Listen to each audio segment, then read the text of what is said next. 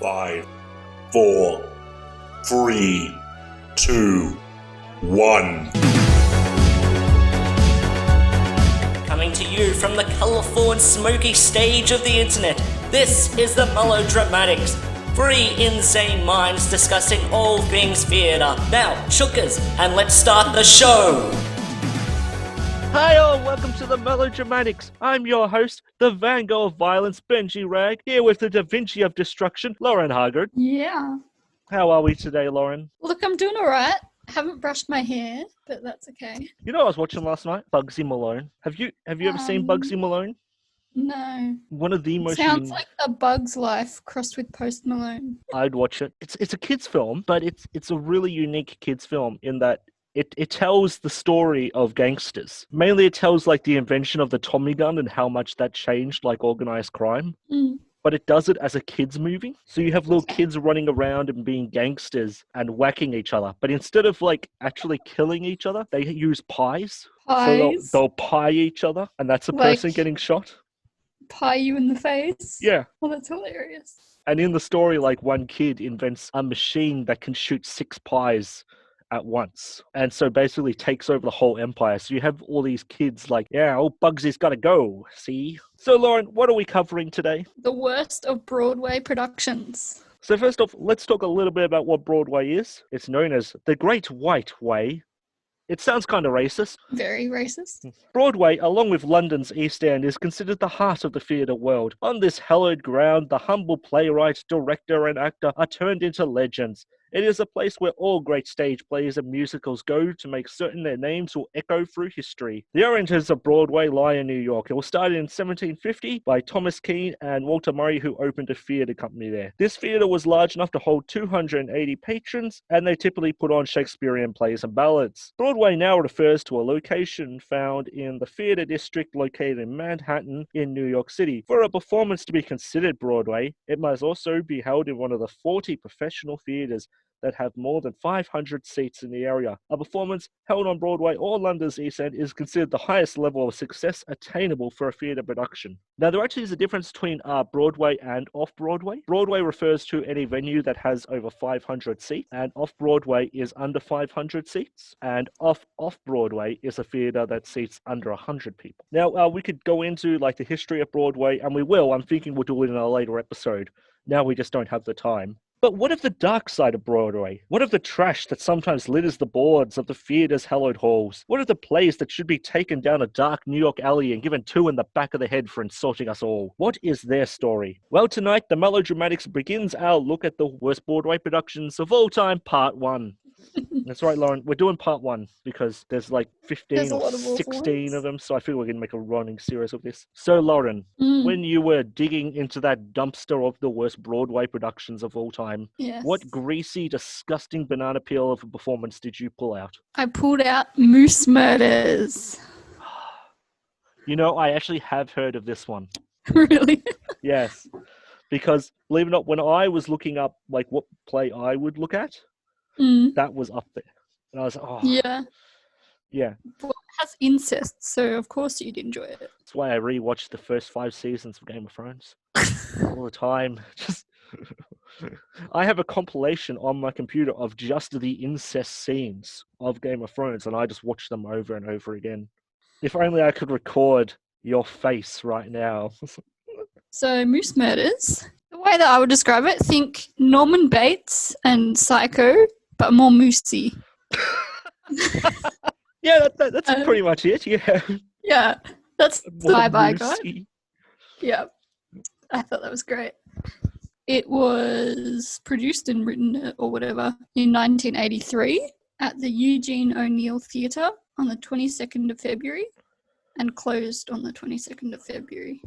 That's right, yeah, it was one night, I remember. Yeah. But get this, it had 13 previews. I'm noticing a theme here where a lot of performances will have like a ton of previews and then just do shit.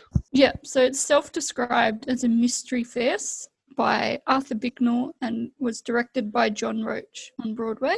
And it's a notorious flop and is now considered the standard of awfulness against which all Broadway failures are measured against. Yeah, it's kind of considered like if the producers was a real thing, that would be the play that they would have put on. Or maybe my And- one.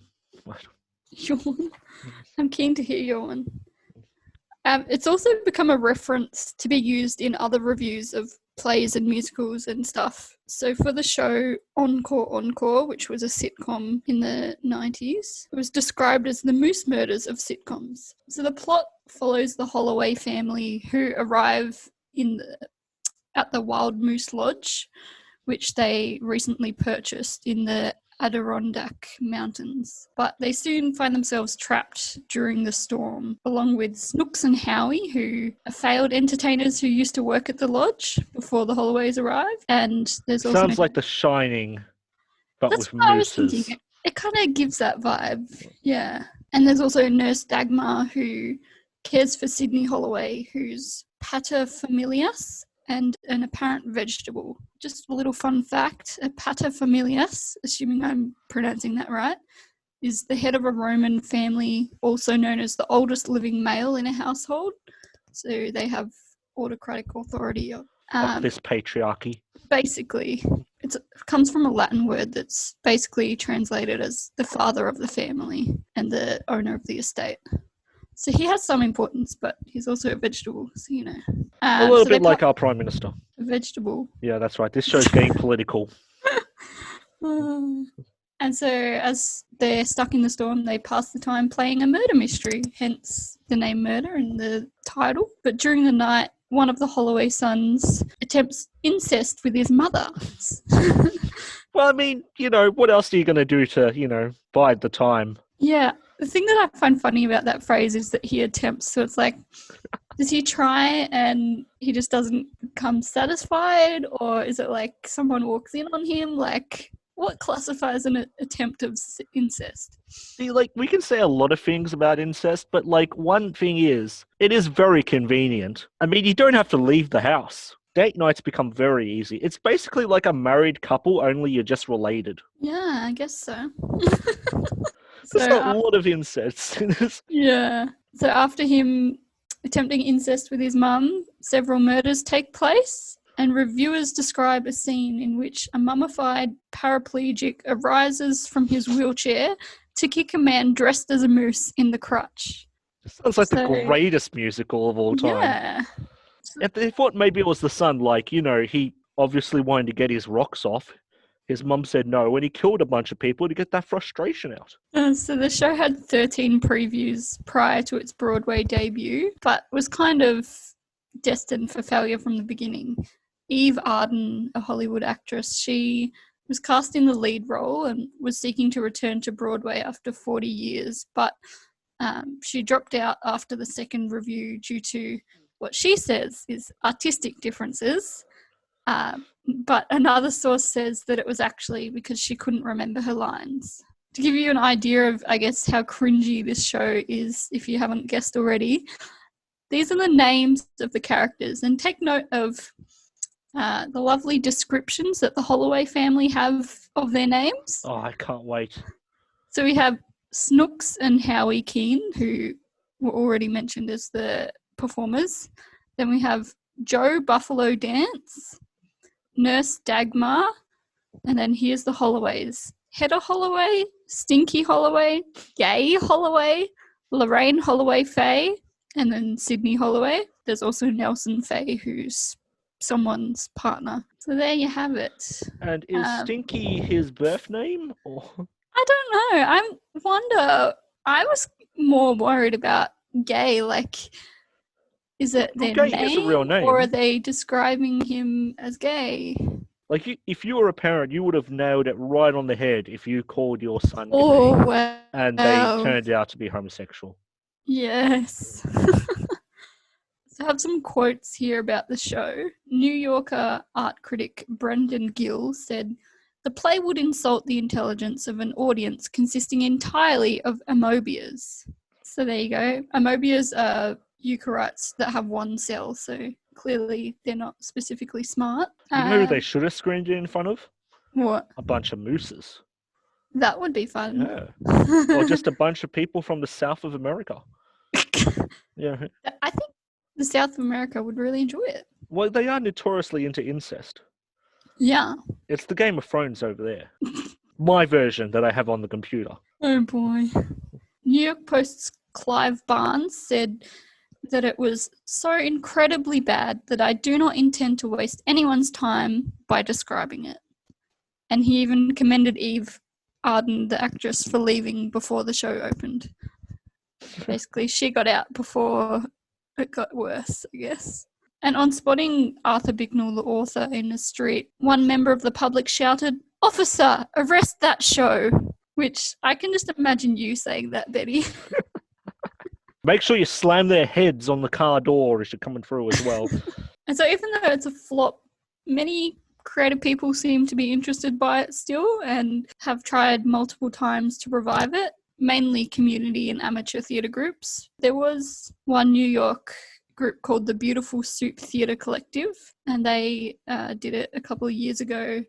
And I was watching their trailer. The way they did it was very interesting. Like, it was kind of murder mystery suspense the way their trailer was.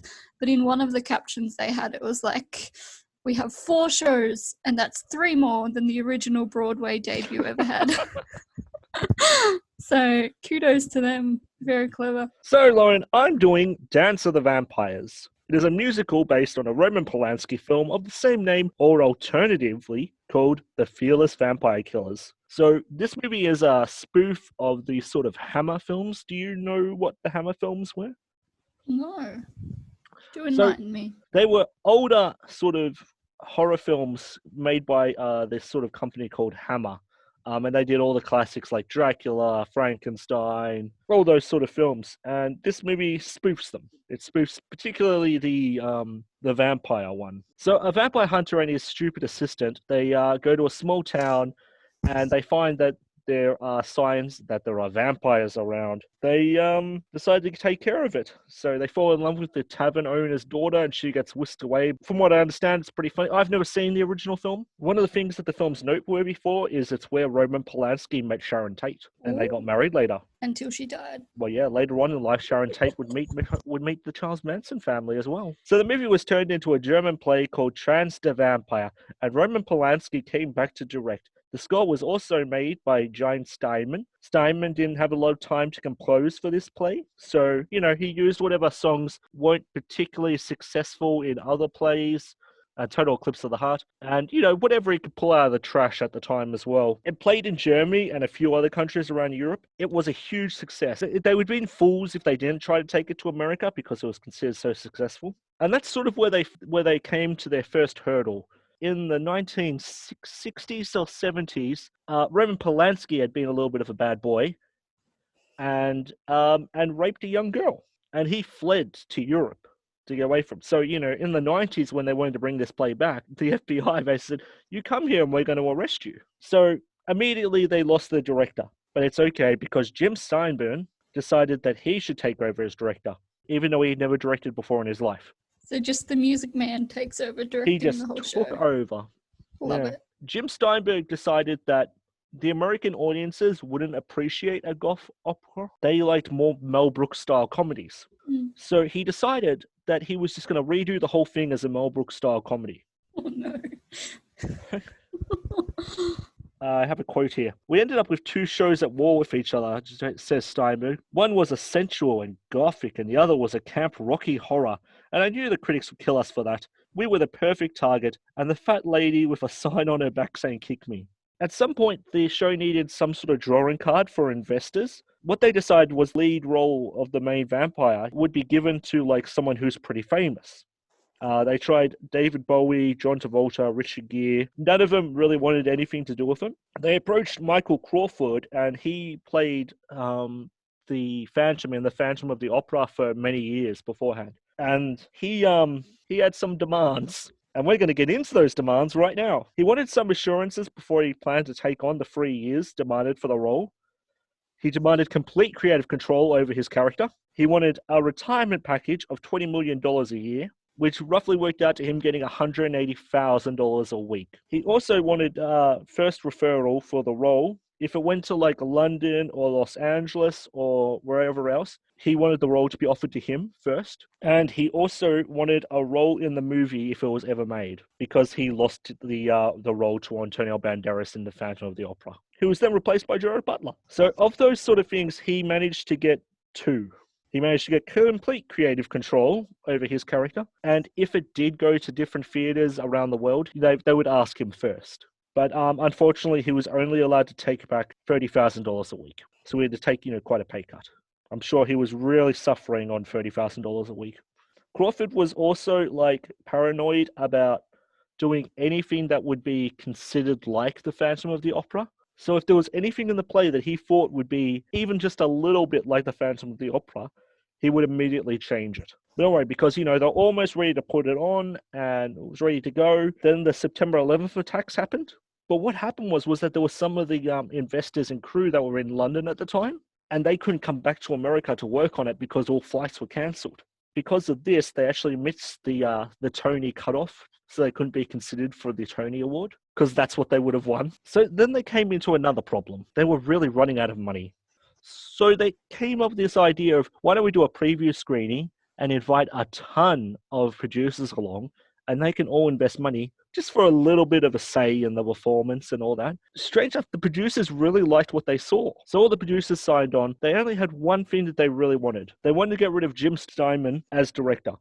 He's the one who's gone, let's bring in all of these producers. They can give us money and we'll be able to do the performance. And the producers were like, we love it. We just don't want you as the director. Ooh. They felt that he didn't have enough experience. And they wanted to also go with a director who was more in the style of Mel Brooks. So they were replaced by John Redondo. He had never had any experience directing a play of this type. But, they gone on. They started making the performance. Crawford, the main actor, decided that he was just going to write his own jokes all throughout it. But also, no one was allowed to be more funnier than him. So if one of the characters started telling jokes that Crawford viewed as funnier than him, he would either steal those jokes or he would cut them out of the script completely. These are from critics.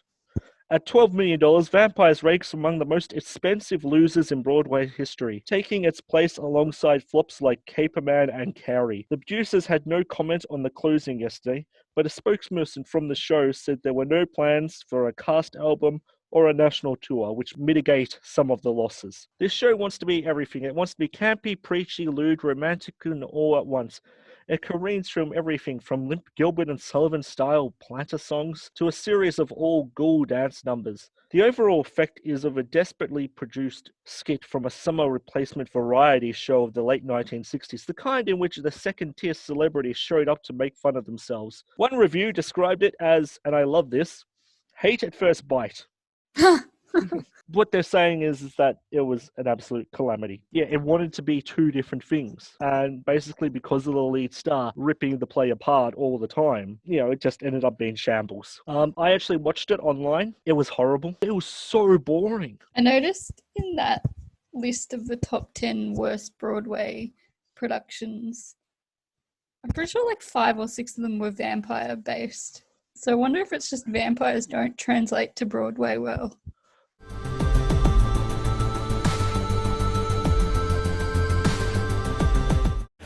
Girl once said, hey man, don't be sad about a thing. You know that I'm your biggest fan. I'm glad you never work for assholes. Getting out of bed at 5 a.m. to dig a bunch of stupid holes. I'm glad you stay up all night long, writing all of your shitty songs about greedy assholes.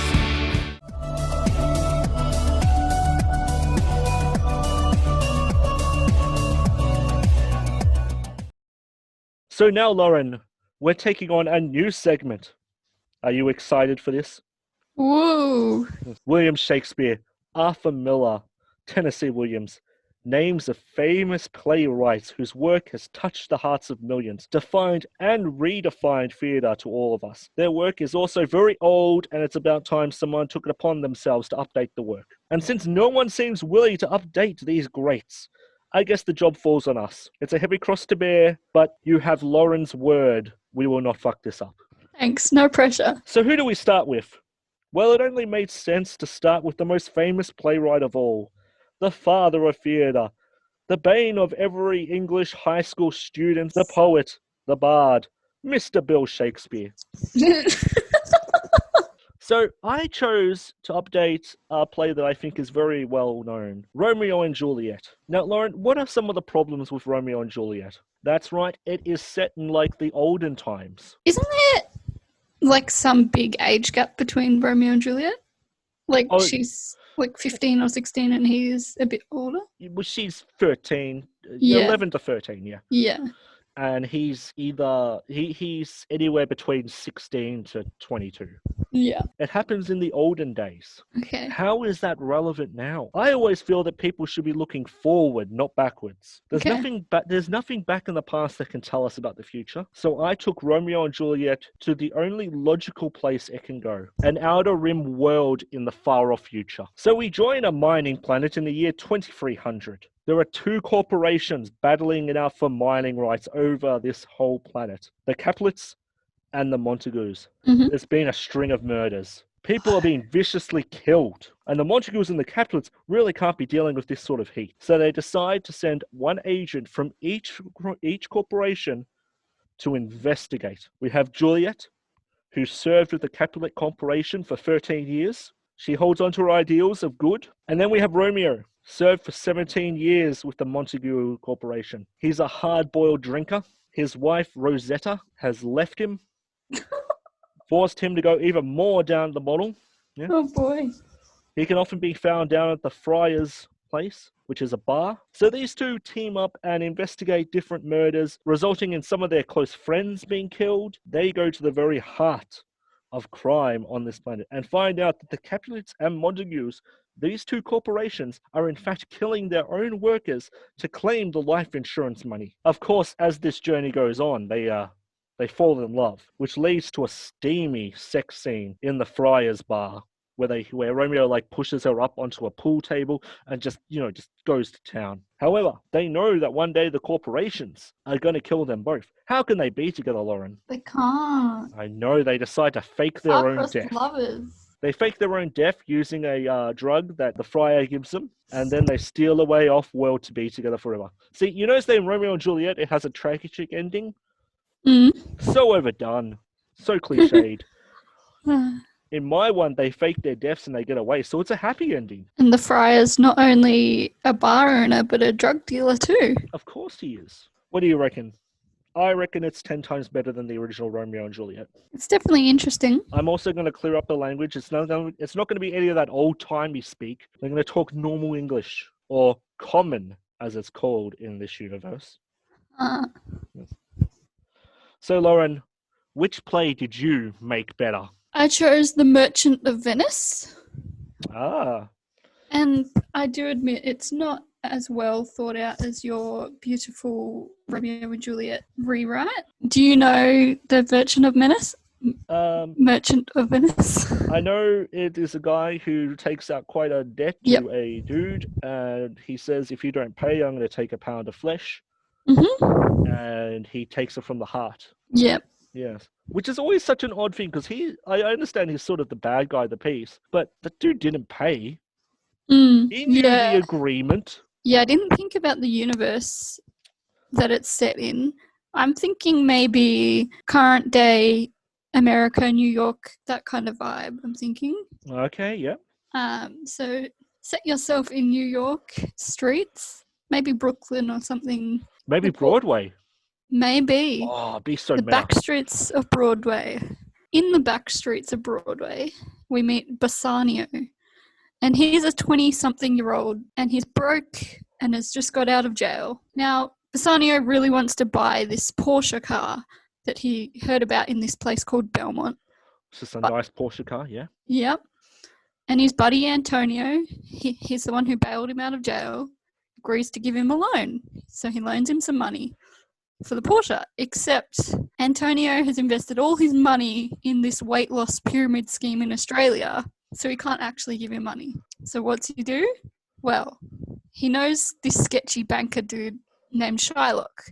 And Shylock does these on the side loans. Since Antonio's money is tied up in the pyramid scheme, he takes Bassanio, asks for a loan from Shylock. Unfortunately, Shylock claims that Antonio bullied him because he has a big nose in high school and requires more persuading to get the loan. So they make a deal. Now, the deal they come to requires Antonio to pay back Shylock by the end of 3 months, or Shylock will be entitled to 1 pound of Antonio's long and luscious hair.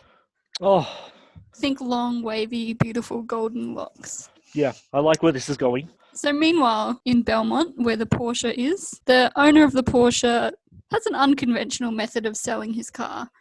Instead of selling the car to the person willing to pay the most, the owner sets out 3 cases: bronze, lead, and gold. And whoever chooses which one correctly that he's thinking of, the new owner will be the one who guesses correctly. You know, Lauren, I've got to say this is very smart. Because, like, when you, like, look at modern day sort of adaptations, yeah, you notice that they're needlessly convoluted. Yeah. So it's smart that you're going down that road. Thank you. So the owner invites buyers from Morocco and Argon and Egypt and all places all over the world. And they come to guess which case is right. Of course, each of them fail. And so the car is still on sale when Bassanio arrives in Belmont to make his guess. Now, Bassanio guesses correctly right away, and after paying the money, he's handed the keys. But while he's in Belmont, news reaches him that his friend Antonio's investment in the weight loss products is actually a pyramid scheme. So he's lost all his money and has become bankrupt and cannot pay Shylock. Bassanio, good pal he is, drives the Porsche back to Venice to rescue Antonio and his luscious locks. I like that he uses that car. He doesn't just steal some piece of shit. You know, he's going to take the car that he's paid all this money for. Yeah, I know. He's a grown man. He was in jail. Maybe it was for stealing cars.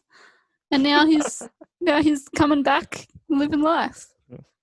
So Shylock, intent on revenge, ignores Antonio's pleas to not cut his luscious hair, even though he offers to pay double just so that his hair won't be cut. Shylock still disagrees. Well, yeah, Shylock's like, it's the principle of the matter here. You know?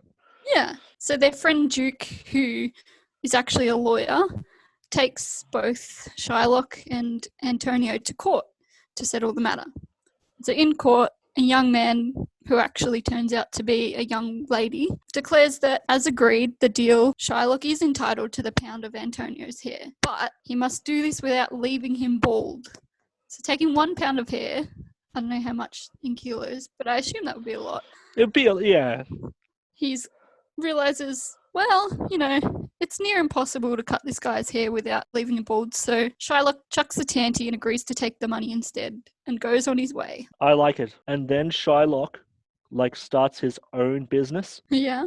And it's called Capulet. Because ours is in a shared universe. Oh, I see. Yes. So in the actual Shakespeare Merchant of Venice, Portia is actually a girl that Antonio loves. So I thought it would be funny to redo it with it being a car. Yeah, that's what I sort of noticed about a lot of Shakespeare plays, is that like the core elements of them you could pretty much put anywhere. Yeah. Like, that's why I'm pretty sure nearly every single Shakespeare play has been done as a gang film. Like The Godfather is a remake of King Titus. It's time for Benji's Weird Theater. It's time for Benny's Weird Theater. This episode we're looking at Death Note the Musical. It is a musical based on a Japanese manga series of the same name. The series follows Light as he discovers the Death Note given to him by a god. And the sort of thing is if you write a person's name in the Death Note and you imagine them as you're writing it, they will die of a heart attack. But there's also another thing where if you write down how they die, then they'll die that way. And it sort of turns into this sort of power struggle between, well, I guess more of a cat and mouse story between Light and this other character, L, as they sort of try to work out who each other is and try to kill each other. The musical had its worldwide premiere on April 6, 2015 at the Nisei Theater in Tokyo, Japan. It has a Korean production following in July, running through to August at the Opera House in Segonam Arts Center in Seagull. The musical was one of the most highly acclaimed musicals of the year in Japan. The Korean production received positive reviews from critics. So, Lauren, what did you think of this? Look, I didn't hate it. I know I've said that for most of your weird theatre, but like the story was okay. I only lost interest when Light kind of started going down this path of justice where he needed to get revenge once Elle had found him out, basically. Yeah, it's kind of rushed, that part. Another factor we should probably say is that this musical that goes for, how long was it? 2.5 hours? 2.5 hours. Yeah, I think. it's collecting all 12 volumes of the manga and putting them in together. So it's sort of, it does the start at a very easy pace that follows and covers most of it. But then towards the end, just really sort of rushes along. Yeah. This is actually one of the biggest changes, I'd like to say, from the manga and anime in the musical. The character of L, the detective, he's killed off halfway through.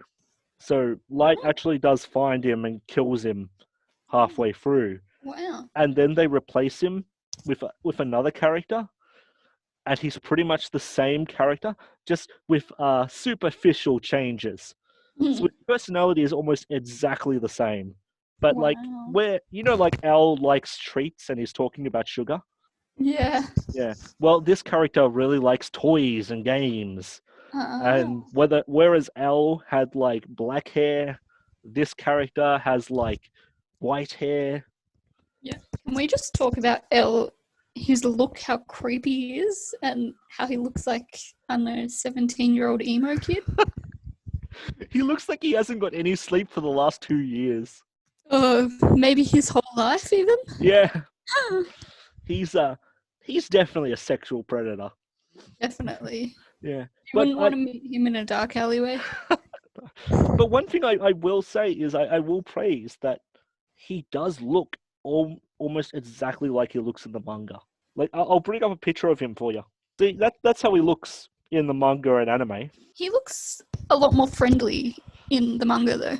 Why don't Like think that first photo, he looks friendly. Like, I wouldn't be afraid of him. Yeah, so I had a friend who was about 15, 16 when this came out, and he was so influenced by it that, when L sits down on stage, he'll step up onto the chair and then crouch into the chair rather than sitting on it like a normal person. Yeah. Because he has to be edgy and weird and yeah.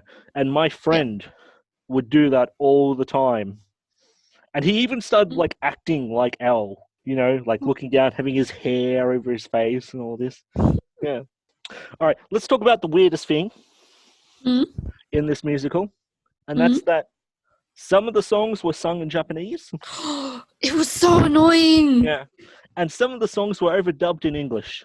The first 5 minutes I watched when they were speaking Japanese and then the first song was in English, I was like, why? I was like yelling. And then it got halfway through and suddenly they're singing Japanese. It's like, so hang on, insulting to what? the actors as well, I think, because clearly these people can sing. Why overdub them? Just the subtitles are fine. But I do think that I have a reason why this may have happened. The musical was originally recorded in English. Oh. Yeah, it was actually entirely written in English first, and then it was translated into Japanese. So my thinking is that they may have actually recorded the soundtrack first. Yes, and whoever's done this dub version has just overlaid the actual songs, and the ones that they didn't have songs with, or the ones that they wrote after they made the soundtrack, he's just left as Japanese. Oh, there was another thing I fucking hated in this. Yeah. The staging. There was something. There wasn't much going on. It was so empty. It was like a fucking warehouse. The biggest thing that happened was the stage moving, like they had that circle thing that spun around. Yeah. Like, I understand that even in the manga and the anime, there's not a lot of like physical action.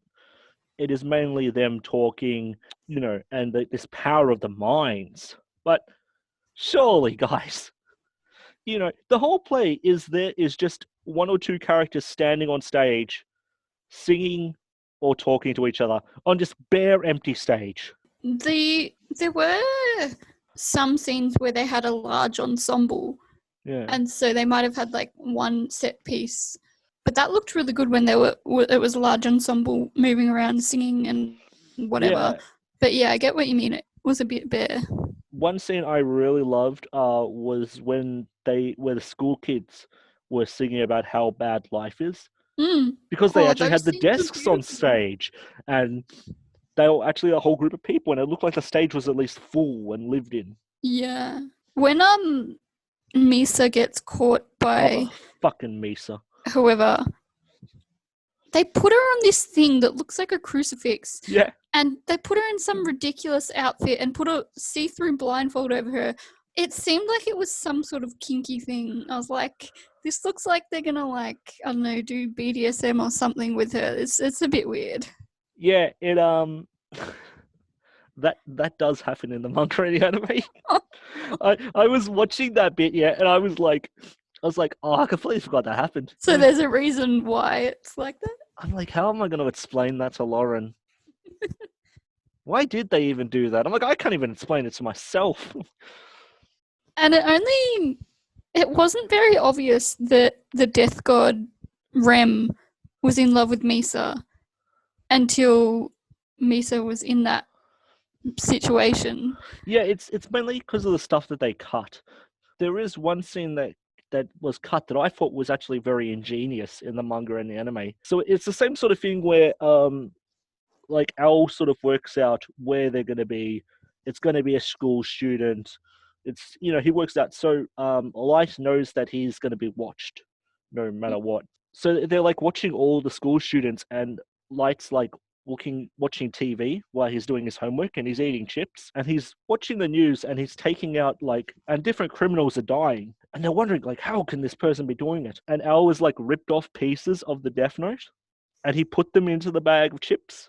So he's got like, you know, so he's like, you know, just writing out his homework, and he's like, I think I might have a chip.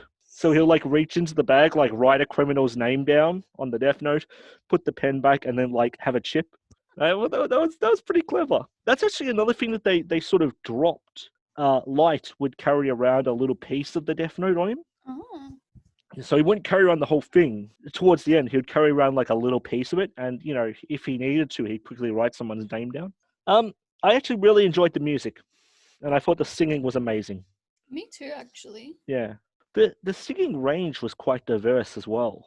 You know, you had young teenagers singing, and you had older men singing. His dad was an amazing singer in it. So, Lauren, how many apples out of 5 are you going to give this one? I think a 4. Okay, yeah.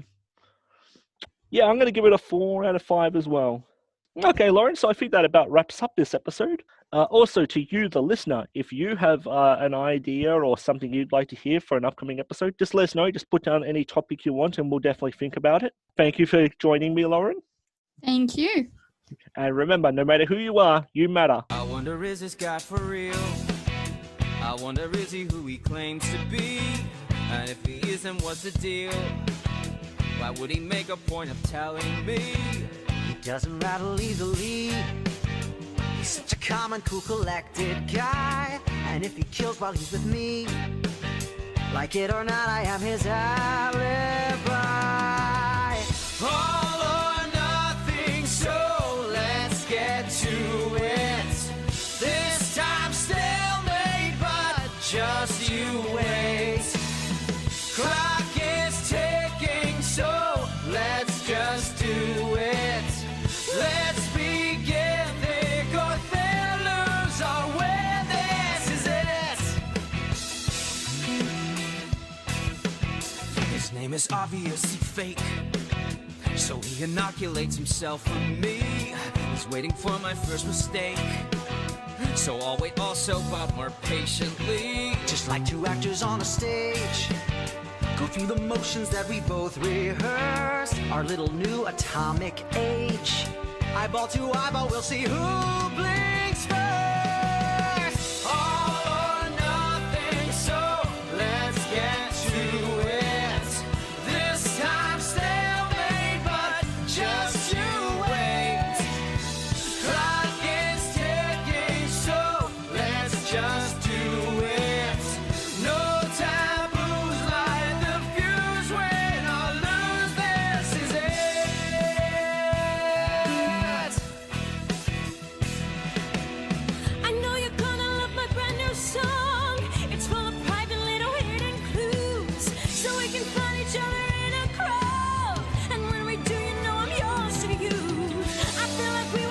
just one